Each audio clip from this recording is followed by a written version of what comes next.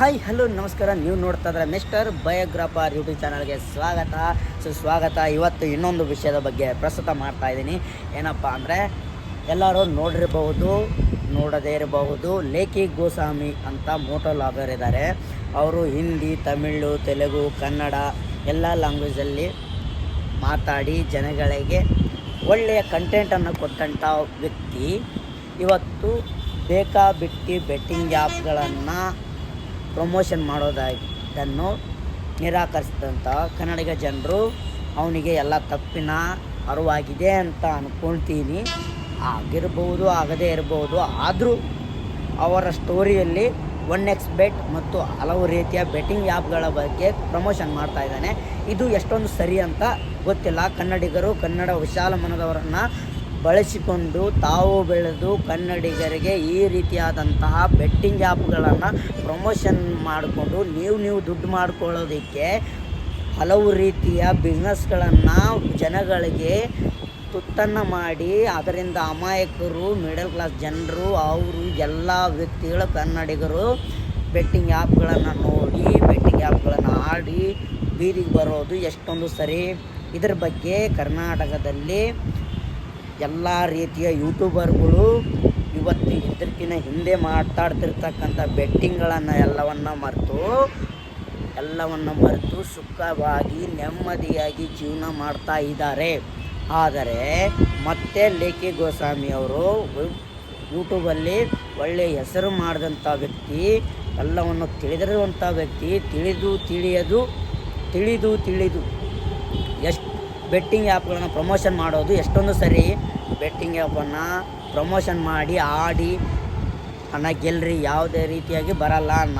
ನಾನು ಆಡಿದ್ದೀನಿ, ನಾನು ಅದರಿಂದ ಪಟ್ಟಿರ್ತಕ್ಕಂತಹ ಆಡಿದ್ದೀನಿ. ಆದರೆ ಯಾವುದೇ ರೀತಿಯ ಲಾಸು ಅದು ಇದು ರೀತಿ ಮಾಡಿಲ್ಲ.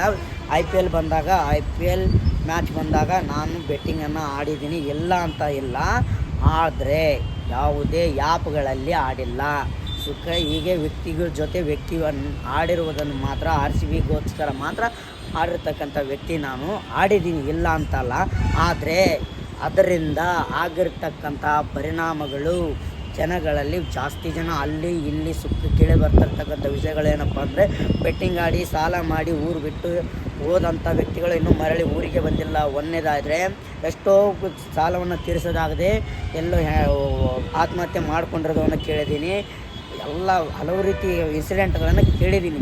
ಇಷ್ಟೆಲ್ಲವನ್ನು ನೋಡಿ ನೀವು ಬದುಕೋದಕ್ಕೋಸ್ಕರ ನಿಮ್ಮನ್ನು ಕನ್ನಡದವರು, ತೆಲುಗುದವರು, ಹಿಂದಿಯವರು, ಮರಾಠಿ, ತೆಲುಗು ಯಾವ್ಯಾವ ಲ್ಯಾಂಗ್ವೇಜಲ್ಲಿ ಅವರು ನಿಮ್ಮನ್ನು ಒಬ್ಬ ವ್ಯಕ್ತಿ, ಒಬ್ಬ ಇನ್ಫ್ಲೂಯೆನ್ಸರ್, ಯೂಟ್ಯೂಬರ್ ಅಂತ ನೋಡಿದ್ರೆ ನೀವು ಅವರಿಗೆ ಈ ರೀತಿಯಾದಂತಹ ಬೆಟ್ಟಿಂಗ್ ಆ್ಯಪ್ಗಳ ಪ್ರಮೋಷನ್ ಮಾಡಿಕೊಂಡು ನೀವು ದುಡ್ಡು ಮಾಡೋದಕ್ಕೆ ಈ ರೀತಿಯಾಗಿ ವಿಡಿಯೋ ಮಾಡಿ ಹಾಕೋದು ಎಷ್ಟೊಂದು ಸರಿ. ಇದನ್ನು ಎಲ್ಲರೂ ನಿಲ್ಲಿಸಬೇಕು. ಹಾಗೆ ಇನ್ನೊಂದು ಕರ್ನಾಟಕದ ಕಂಟೆಂಟ್ ಕ್ರಿಯೇಟರ್ಸ್ ಅಂದರೆ ಇವನಿಗೆ ಜಲಸ್ ಅಂತ ಇವನಿಗೆ ಆ ರೀತಿ ಮಾತಾಡಬಾರ್ದಾಗಿತ್ತು. ಮಾತಾಡಿದ ತಕ್ಷಣ ಕೂಡ ಅವನಿಗೆ ತಪ್ಪಿನ ಅರಿವಾಗಿ ಕ್ಷಮೆಯನ್ನು ಕೇಳಿದ್ದಾಗಿದೆ. ಆದರೆ ಇವನಿಗೆ ಒಳ್ಳೆಯ ವ್ಯಕ್ತಿ ಅಂತ ಕೊಟ್ಟಿರ್ತಕ್ಕಂಥ ಹೆಸರನ್ನು ಹಾಳು ಮಾಡ್ಕೊಳ್ತಾ ಇದ್ದಾನೆ. ಯಾರ್ಯಾರು ಲೇಖಿ ಗೋಸ್ವಾಮಿ ಅವರ ಯೂಟ್ಯೂಬ್ ಚಾನಲನ್ನು ನೋಡ್ತಾ ಇದ್ದೀರಿ, ಯಾರ್ಯಾರು ಕಂಟೆಂಟನ್ನು ನೋಡ್ತಾ ಇದ್ದೀರಿ, ನಾನು ಇವತ್ತಿನವರೆಗೂ ನೋಡ್ತಾ ಇರ್ತೀನಿ ಕೂಡ. ಆದರೆ ಬೆಟ್ಟಿಂಗ್ ಆ್ಯಪ್ಗಳನ್ನು ಮಾಡುವುದು ತಪ್ಪು. ನಾನೇ ಆಗಿ ಹೇಳ್ತೇನೆ, ಸ್ವತಃ ನಾನು ಅಲ್ಲ, ಎಲ್ಲ ಕನ್ನಡ ಕಂಟೆಂಟ್ ಕ್ರಿಯೇಟರ್ಸ್ ಸಾಕಷ್ಟು ಜನಗಳು ವಿಡಿಯೋ ಮಾಡೋದನ್ನು ಬಿಟ್ಟಿದ್ದಾರೆ. ಬೆಟ್ಟಿಂಗ್ ಆ್ಯಪ್ ಪ್ರಮೋಷನ್ ಮಾಡೋದನ್ನೇ ಬಿಟ್ಟಿದ್ದಾರೆ. ಪ್ರಮೋಷನ್ ಮಾಡೋದನ್ನು ಬಿಟ್ಟು ಎಷ್ಟೋ ದಿನಗಳಾಯಿತು. ಇದೇ ರೀತಿ ತೆಲಂಗಾಣದಲ್ಲಿ ಆಂಧ್ರದ ನಾನ್ವೇಷನನ್ನು ರಮಾಬಾಯ್, ಈ ಕಡೆ ಕನ್ನಡದಲ್ಲಿ ಬಂದರೆ ಮಿಸ್ಟರ್ ಲಾಯರ್ ಸಾರ್ ನೀವು ದೊಡ್ಡ ಪ್ರಮಾಣದಲ್ಲಿ ಹೆಸರು ಮಾಡಿದರೆ. ನೀವು ಬೆಟ್ಟಿಂಗ್ ವಿರುದ್ಧ ವಿಡಿಯೋ ಮಾಡ್ತಾ ಇರೋದು ನಾನು ಯಾವಾಗಲೂ ನೋಡ್ತಾ ಇರ್ತೀನಿ. ಆದರೆ ಜನಗಳಿಗೆ ನಿಮ್ಮ ಇನ್ಸ್ಪಿರೇಷನ್ ತೊಗೊಂಡೆ ನಾನು ಇವತ್ತು ವಿಡಿಯೋ ಮಾಡ್ತಾ ಇರೋದು.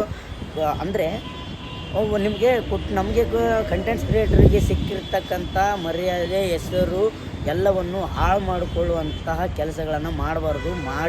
ಮಾಡಿದ ಮೇಲೆ ಕ್ಷಮೆಯನ್ನು ಕೇಳಿದರೂ ಅದಂಥ ಪಶ್ಚಾತ್ತಾಪ ಯಾವುದೂ ಇಲ್ಲ.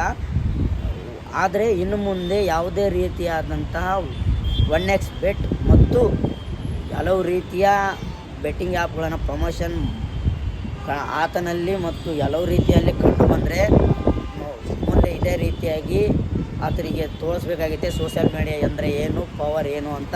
ಆದರೆ ಅವರಿಗೆ ಮುಂದೆ ಆಗುವಂಥ ಕಾನೂನುಗಳ ಬಗ್ಗೆ ಅವರಿಗೆ ಎಚ್ಚರವನ್ನು ಮೂಡಿಸ್ತಾ ಇದ್ದಾರೆ ಕನ್ನಡ ಕ್ರಿಯೇಟರ್ಸ್. ಹಾಗೆಯೇ ನಾನು ಕೂಡ ನಾನು ಏನು ದೊಡ್ಡ ವ್ಯಕ್ತಿ ಅಂತ ಅಲ್ಲ, ನಾನು ಇನ್ನೂ ಚಿಗುರುತ್ತಿರುವ